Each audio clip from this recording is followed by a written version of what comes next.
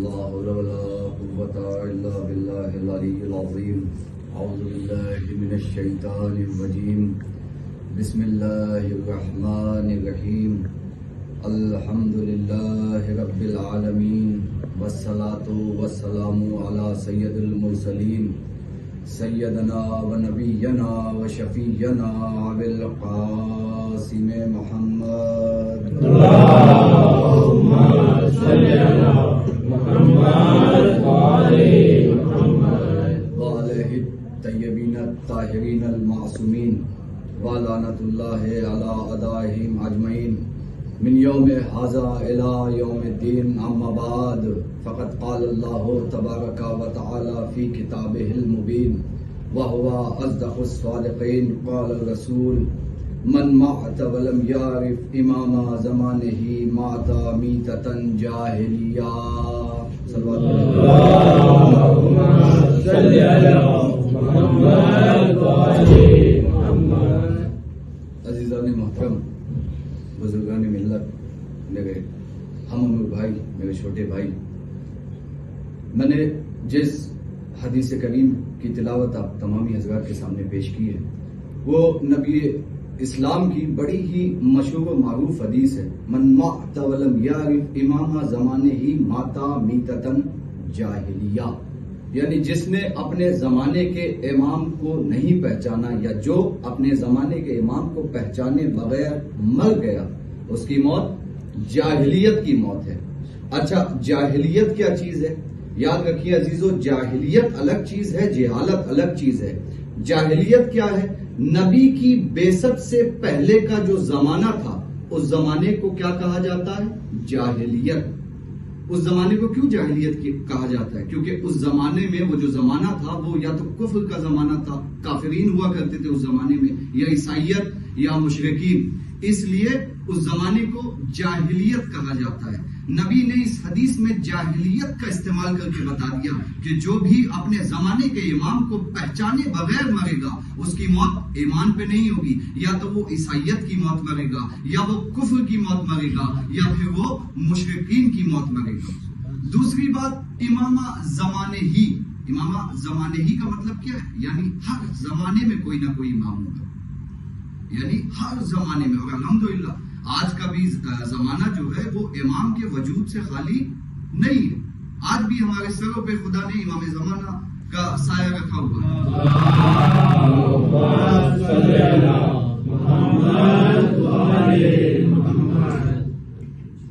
رسول اسلام نے ہمارے اماموں کو جو پہچان کرائی ہے وہ قول سے بھی کرائی ہے اور فعل سے بھی کرائی ہے. جب قول سے کرائی تو ہمارے پہلے امام کی پہچان ایسے کرائی کہ غدیر خون کا میدان ہے اور من کنتو مولا کہا. جب فعل سے کرائی تو دونوں ہاتھوں پہ بلند کیا اور کہا یہی علی ہے جس کی میں بات کر رہا ہوں. ورنہ جھوٹے راوی، جھوٹے مؤرخین اگر نبی صرف کہتے، صرف من کنتو مولا کہتے، علی کو دکھاتے نہیں، تو جھوٹے مؤرخین، جھوٹے راوی کہہ دیتے وہ علی تھوڑی تھے، وہ دوسرے علی تھے. اسی طرح امام حسن اور امام حسین کا جو تعارف کرایا وہ بھی قول اور فعل دونوں سے کرایا.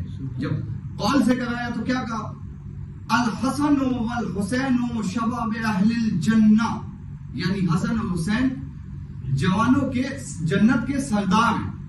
اور جب فعل سے کرایا تو مشہور و معروف واقعہ ہے، عید کا دن ہے، دونوں شہزادے دیکھ رہے ہیں کہ سارے بچے سواری سے مسجد کی طرف نماز پڑھنے جا رہے ہیں. نانا سے مخاطب ہوتے ہیں، کہتے ہیں نانا جان ہماری سواری کہاں ہے؟ رسول کہتے ہیں تمہاری سواری تمہارے سامنے کھڑی ہے.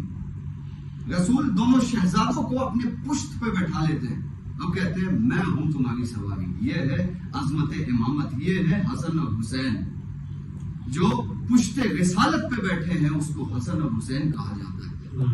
یہ ہے ہمارے امام. رسول نے بیٹھایا، پھر وہ کہتے ہیں کہ نانا جان ہماری مہار کہاں ہے؟ سب کے ناکوں کی، سب کی سواریوں کی مہار ہے، ہماری مہار کہاں ہے؟ تو رسول کہتے ہیں یہ زلفیں تمہاری مہار ہے. ایک زلف ایک شہزادے نے پکڑی، دوسری زلف دوسرے شہزادے نے پکڑی. تو اب مجھے کہنے دیجئے کہ آج اختیار امامت کو پتہ ہے کیا ہے؟ آج امامت کے ہاتھ میں مہار رسالت ہے. اب امامت جدھر جائے گی ادھر رسالت کا منہ موڑ دے گی. صلوات پڑھ دے بر محمد و آل محمد.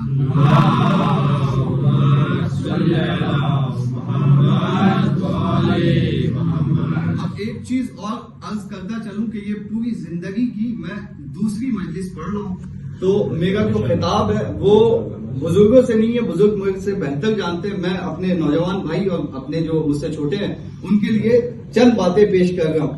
اچھا، دوسرا جو تعارف کرایا امام حسین علیہ السلام کا، وہ کیسے کرایا؟ وہ بھی بہت مشہور و معروف واقعہ ہے۔ امام حسین کی کمسی نہیں ہے، امام حسین رسول خدا منبر پہ کھڑے ہیں، خطبہ دے رہے ہیں مسجد میں، امام حسین داخل ہوتے ہیں، آبا کے دامن سے پیر الجھا اور گر گئے۔ رسول خدا نے خطبے کو منقطع کیا، منبر سے تشریف لائے، امام حسین کو گود میں اٹھایا، چوما، پیار کیا، دوبارہ منبر پہ گئے۔ جس طرح غدیر خم میں علی کو پہچانوایا تھا ویسے ہی حسین کو بلند کیا اور کہا ھذا حسین فاعرفوہ، یہ حسین ہے، اسے پہچانو۔ پہچاننے سے مطلب کیا ہے؟ یعنی اس کے حق کو پہچانو، حسین کے حق کو پہچانو۔ اچھا، یہ ایک اور حدیث ملتی ہے رونے پہ حق سے متعلق کہ من بقا علی الحسین ابکا و تباکا وجبت لہ الجنہ، جو حسین پہ روئے یا رلائے یا رونے جیسی شکل بنائے اس پہ جنت واجب ہے۔ اس کے آگے ایک بات اور ہے جو عام طور پہ میں نے بہت کم اپنے آگے علی دین سے سنی، وہ کیا ہے؟ عارفن بحق، جو اس کے حق کو پہچانتا ہو۔ من بقا علی الحسین اب کا و تبا کا وجبت لہ الجنہ، جو حسین پہ روئے یا رلائے یا رونے جیسی شکل بنائے اس پہ جنت واجب۔ لیکن اب عارفن بحق، جو اس کے حق کو پہچانتا ہو۔ ایک درود پڑھ دے پر محمد و آل محمد۔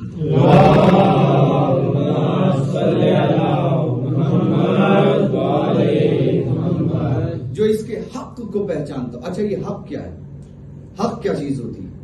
حق ایک امام کا امت پہ ہوتا ہے اور ایک امت کا امام پہ ہوتا ہے۔ امام کا جو امت پہ حق ہے وہ یہ ہے کہ امام امت کی ہدایت کرے، اور امت کا جو حق امام پر ہے وہ کیا ہے؟ امت کا امام پہ حق یہ ہے کہ امت امام کی اطاعت کرے، امام کی پیروی کرے، امام کے بتائے ہوئے راستوں پہ چلے۔ امام نے کہا یہ کرو تو کرنا واجب، امام نے کہا یہ نہیں کرو تو کرنا حرام۔ یہ ہوتا ہے امام۔ معرفت امام حاصل کرنی اس زمانے میں بہت ضروری ہے۔ مجھے چند باتیں یاد آ گئی اور یہ باتیں میں ایک میسج کے طور پہ اپنے جوانوں کو، اپنے چھوٹے بھائیوں کو دیتا ہوا چلتا ہوں۔ اگر ہمارے دلوں میں معرفت امام ہوگی، امام کی پہچان ہوگی، عزیزو یاد رکھیں جاننا اور پہچاننا الگ الگ چیز ہے۔ جانتے وہ بھی تھے جنہوں نے آل محمد پہ ظلم ڈھائے ہیں، جانتے وہ بھی تھے۔ امام حسین کا پورا خطبہ ہے کہ جب کربلا کے میدان میں آئے تو تلوار کو زمین پہ ٹیکا اور زور سے کہا تھا کہ کیا تم مجھے نہیں جانتے؟ تمہیں خدا کی قسم ہے بتاؤ۔ سب نے کہا تھا جانتے۔ کیا تمہیں نہیں پتا کہ میرے نانا رسول ہے؟ سب نے کہا تھا جانتے۔ جانتے وہ بھی تھے۔ ہمیں امام کو پہچاننا ہے، امام کی معرفت حاصل کرنی۔ امام کون ہوتا ہے اور معرفت کیسے حاصل ہوگی؟ میں اپنے جوان بھائیوں کو، اپنے ہم عمر بھائیوں کو، چھوٹے بھائیوں کو یہ میسج دیتا ہوں، معرفت کیسے حاصل ہوگی؟ ایک چھوٹا سا نسخہ بتاتا ہوں۔ آپ ایک ہفتہ، زیادہ ٹائم پیریڈ نہیں، صرف ایک ہفتے کے لیے صبح اٹھنے سے لے کے شام کے سونے تک جو بھی کام کریں وہ امام کو حاضر ناظر کر کے کریں۔ ہر چیز میں امام کو لے کے آئیں، جو بھی کام کریں امام کے لیے کریں۔ اگر آپ یہ ساری چیزیں کریں گے تو آپ نہ کسی کا دل دکھائیں گے، نماز کو اول ترجیح دیں گے۔ نماز کے لیے کیا ہے قرآن میں؟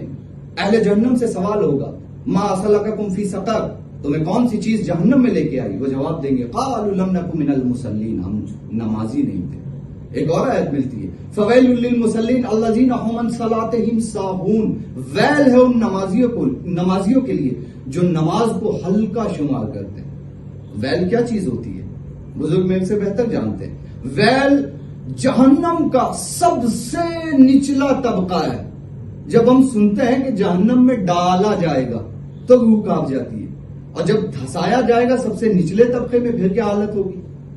تو اگر معرفت امام حاصل ہوگی تو ہمیں ان ساری چیزوں کی پرکھ ہوگی کہ بھائی دوست کسے بنانا ہے۔ دوست کے لیے کیا آیت ہے؟ الاخلاء یومئذ بعضهم لبعض عدو الا المتقین، قیامت میں ہر دوست ایک دوسرے کے دشمن ہوں گے سوائے جو متقین ہیں، الا المتقین، جو متقی ہے، پرہیزگار دوست ہے۔ ہمیں فرق ہوگی کہ دوست کسے بنانا ہے۔ ایک دوسرے کو عمومی طور پہ ہم مذاق میں ایک دوسرے کو الگ الگ ناموں سے پکارتے ہیں، لیکن رسول خدا کیا کہتے ہیں؟ رسول خدا کہتے ہیں من فحاش علی اخیہ المسلم نازع اللہ منہ برکت رزق، جو بھی اپنے مسلمان بھائیوں کو گالی دیتا ہے خدا اس کے رزق سے برکت اٹھا لیتا ہے، اور یہ قرآن میں بھی موجود ہے ولا تلمزوا انفسکم ولا تنابزوا بالالقاب، جو بھی ایک دوسرے کو برے القاب سے پکارتا ہے یہ غلط ہے، خدا اس کا رسول یہ چیز کو پسند نہیں کرتا۔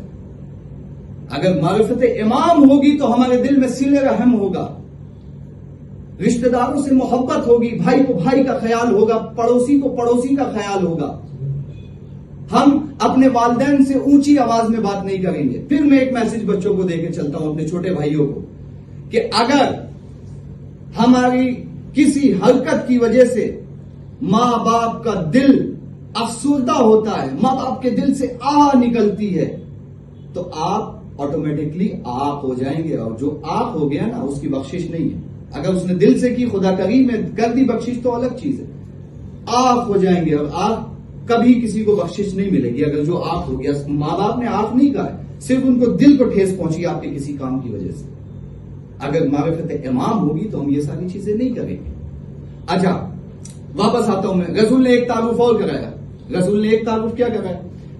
رسول نے کہا اولنا محمد و اوسطنا محمد و آخرنا محمد و کلنا محمد، ہم سب کے سب محمد ہیں، ہمارا اول بھی محمد، اوسط بھی محمد، آخر بھی محمد، ہم سب کے سب محمد۔ اچھا تبصرہ کرنے والے ایک تبصرہ کرتے ہیں کہ بھئی کیسے محمد، اتنے سارے محمد کیسے ہو جائیں گے؟ ایک ہی تو محمد تھے، نہیں یہ ٹھیک نہیں ہے، ایک ہی محمد تھے، اتنے سارے کیسے ہو جائیں گے؟ تو میں ایک مثال کے طور پہ انہیں جواب دیتا ہوا چلتا ہوں۔ آپ مسجد میں جائیے، کوئی قرآن کی تلاوت کر، اور قرآن میں وہ سورہ کوثر کی تلاوت کر رہا ہے، آپ اس سے پوچھیں گے بھائی کیا پڑھ رہے ہو؟ کہے گا قرآن پڑھ رہا ہوں۔ آپ اس سے پوچھیں گے کوئی سورہ آل عمران پڑھ رہا ہے، کیا پڑھ رہے ہو؟ قرآن پڑھ رہا ہوں۔ کوئی سورہ یاسین پڑھ رہا ہے، کیا پڑھ رہے ہو؟ قرآن پڑھ رہا ہوں۔ کوئی سورہ بقرہ پڑھ رہا ہے، کیا پڑھ رہے ہو؟ قرآن پڑھ رہا ہوں۔ یعنی وہ سورہ پڑھ رہا ہوگا یا 6666 آیت میں سے کوئی سی بھی آیت پڑھ رہا ہوگا، آپ پوچھیں گے کیا پڑھ رہا ہے؟ وہ کہے گا قرآن پڑھ رہا ہوں۔ وہ 114 سورہ میں سے کوئی سا بھی سورہ پڑھ رہا ہوگا، آپ پوچھیں گے کیا پڑھ رہے ہو؟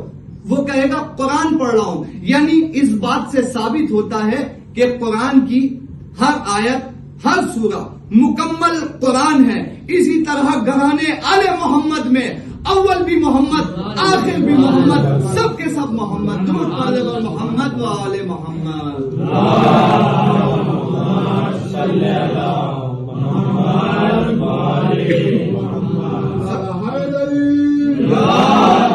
سب کے سب محمد، اول بھی محمد، آخر بھی محمد، سب کے سب محمد۔ یہ معرفت امام جس کے دل میں ہوگی اس کے لیے آسانی ہو جائے گی خدا تک پہنچنے، کیونکہ یہ خدا تک پہنچنے کے لیے بہترین وسیلہ۔ سورہ مائدہ آیت نمبر 35 میں خدا کیا کہتا ہے؟ یا ایھا الذین آمنوا اتقوا اللہ وابتغوا الیہ الوسیلہ، میری طرف آنے کے لیے وسیلہ تلاش کرو۔ وسیلہ کون ہوگا؟ البتہ تھا آل محمد، محمد یا اس کا گھرانہ، اس کے علاوہ تو کسی کی اوقات نہیں ہے جو خدا تک پہنچا دے، ہم وسیلہ ان کو ہی بناتے ہیں۔ اچھا اس پہ بھی ایک تبصرہ ہوتا ہے کہ یہ وسیلہ کچھ نہیں ہوتا، ڈائریکٹ خدا سے مانگو، ڈائریکٹ ایک دم خدا سے مانگو، وسیلہ کچھ نہیں ہے، ڈائریکٹ، ہے نا؟ یہ تبصرے ہوتے ہیں کہ ڈائریکٹ بھائی خدا سے مانگنا چاہیے، یہ وسیلہ کیا ہے؟ یہ اس کے لیے آیت تھوڑی تھی، یہ اس کے لیے آیت تھی، یہ اس کے لیے آیت تھی۔ تو ذکر امام حسین کے لیے بھی تبصرہ کرتے ہیں، ارے ذکر نہیں ہونا چاہیے۔ ان بیوقوفوں کو کون سمجھائے کہ ذکر امام حسین مجلسوں میں اگر ہوتا ہے تو کس کا ذکر ہوتا ہے؟ آل محمد کا ذکر ہوتا ہے، گھرانے محمد کا ذکر ہوتا ہے۔ اس کے علاوہ کوئی اپنے ابا اماں کی ذکر ممبر پہ بیٹھ کے نہیں کرتا ہے، آل محمد کا ذکر ہوتا ہے۔ تو تبصرہ ہوتا ہے کہ وسیلہ کچھ نہیں ہے، وسیلہ جو ہے یہ ایسی چیز ہے، اگر خدا سے رسائی کرو، خدا سے مانگو۔ تو میں ان سے ایک چیز پوچھتا ہوں، اگر تمہیں کسی ملک سے کسی دوسرے ملک میں جانا ہے، مثال کے طور پہ ہم انڈیا سے کانگو میں بیٹھے تو کیا بنا وسیلے کے آگے؟ آپ نے 4 ویلر لی ہوگی بھائی، پلین لیا ہوگا، 70 چیز لی ہوگی، وسیلہ یا چھوڑیں ملک ٹو ملک کی بات چھوڑیں، ایک کمرے سے دوسرے کمرے میں جانا ہے، وسیلہ کیا ہوگا؟ یہ پیر آپ کے وسیلے ہوں گے. یا پھر اس پوری کائنات میں ایک چھوٹے سے کسی کنٹری کے کسی شہر کے مالک سے یا کمپنی کے آنر سے بھی ملنا ہو تو آپ پیروی لگاتے ہیں، سورس لگاتے ہیں، وسیلے ڈھونڈتے ہیں کہ بھائی کس کے تھرو یہاں پہ چلا جائے، کس کے تھرو اس سے میٹنگ کی جائے. تو میں ان بیوقوفوں کو سمجھاتا ہوں کہ جب تم ایک چھوٹے سے شہر کے مالک سے بنا وسیلے کے نہیں مل سکتے تو اس کائنات کے مالک سے بنا وسیلے کے کیسے ملو؟ درود پڑھ دے محمد و آل محمد.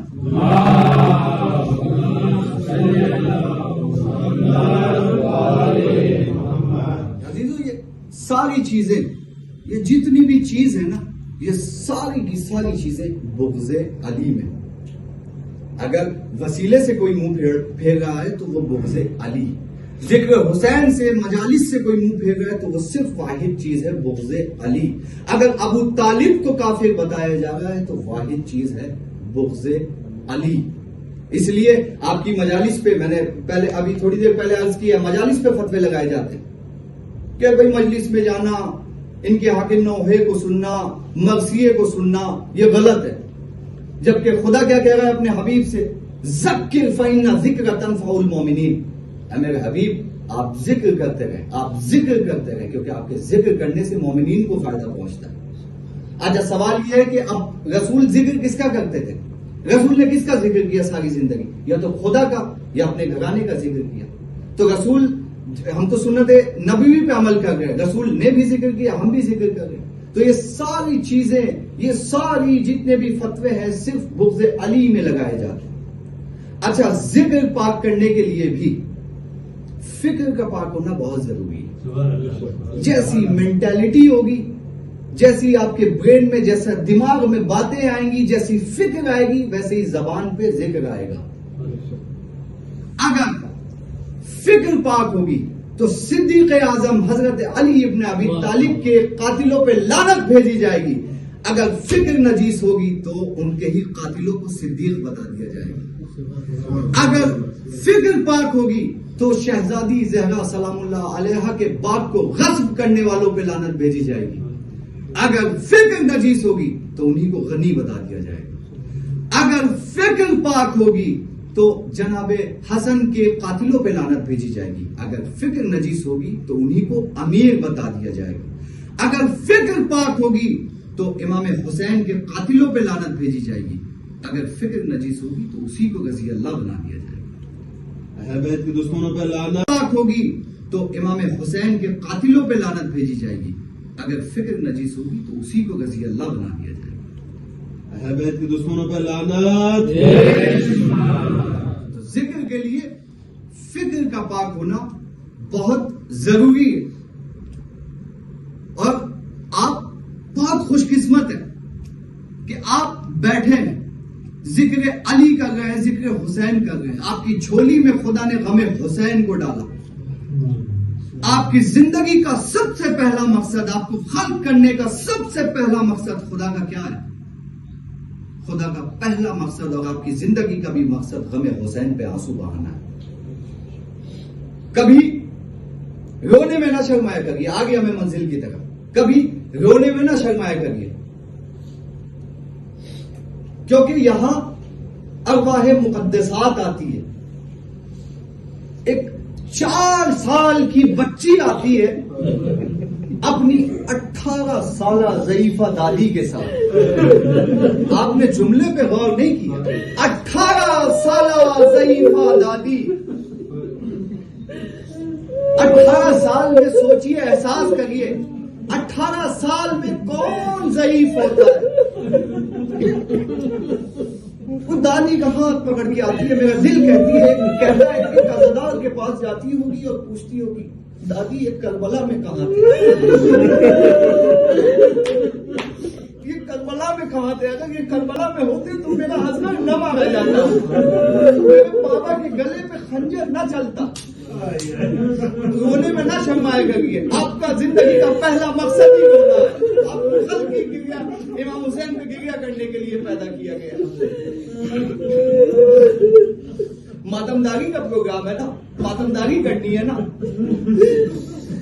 آئیے میں مولا عباس کے چند مصائب پڑھتا ہوں آپ کے سامنے, اور رونا نہ آئے نا تو مولا عباس سے ہاتھ کو بلند کر کے دعا مانگیے گا کہ میرے مولا یہ بازو تیرا صدقہ ہے, تیرے ہاتھ کربلا میں کاٹ دیے گئے تو کیا ہوا مولا, یہ ہاتھ تیرے ہیں مولا, دعا کیجیے گا. امام جناب مولا عباس بھی ہمیں پیغام دے کے گئے معرفت امام کا. امام مولا عباس نے سکھایا ہے کہ امام کی معرفت کیسی ہونی چاہیے, کیونکہ امام نے کبھی, جناب عباس نے کبھی امام حسین کے کوئی بھی فیصلے کو رد نہیں کیا, کبھی امام حسین سے آگے نہیں چلے, ہمیشہ زندگی بھر آقا کہا ہے. مولا عباس بھی معرفت امام کا پیغام دے کے گئے. یہی وجہ تھی کہ مولا عباس نے جنگ نہیں لڑی. عزیزو, اگر مولا عباس جنگ لڑتے نا تو یہ کربلا کا واقعہ پیش نہ آتا. مولا عباس جاتے ہیں مولا حسین کے پاس اور کہتے ہیں کہ آقا مجھے لڑنے کی اجازت دے دیجیے. مولا حسین کہتے ہیں ابھی نہیں. پھر جاتے ہیں, کہتے ہیں ابھی نہیں. جب سب شہید ہو گئے تو مولا عباس جاتے ہوئے کہتے ہیں آقا اب تو لڑنے کی اجازت دے دیجیے. مولا حسین کہتے ہیں میں تمہیں کیسے لڑنے کی اجازت دے دوں, تم تو میرے لشکر کے سردار ہو. دائیں دیکھا بائیں دیکھا تو کہا وہ لشکری کا کس کا میں سردار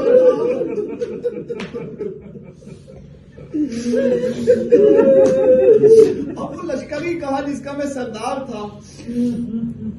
مولا حسین کہتے بھائی یہ صدائیں سن رہے ہو, کہا یہ تو میں 7 محرم سے سن رہا ہوں.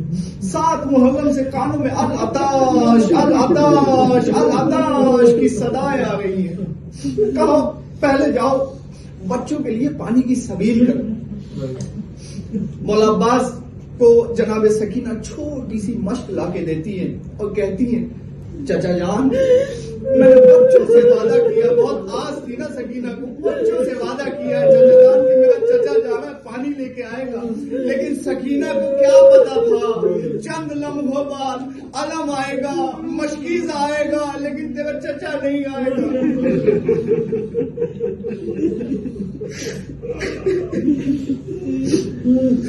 مولا حسین نے مولا عباس کو مشق دی.